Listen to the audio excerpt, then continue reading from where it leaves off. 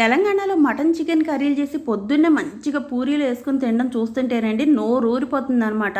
అసలు వాళ్ళు only chicken మటనే కాకుండా అండి తలకాయ, బోటి, కాళ్ళు కూడా ఎరగదీసేస్తున్నారండి.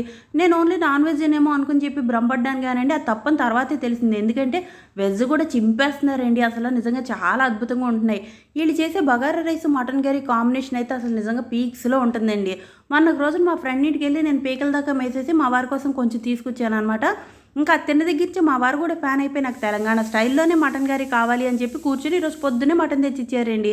ఇంకా మా ఫ్రెండ్కి ఫోన్ చేసి రెసిపీ మొత్తం కనుక్కొని యాజ్ ఇట్ ఈజ్ అలాగే చేశాను. కానీ వాళ్ళ చేతి వాటం మనకి ఎలాగొస్తుంది చెప్పండి. ఎంతో ట్రై చేశాను కానీ ఎక్కడో ఒక్క బిట్టి తేడా వచ్చింది.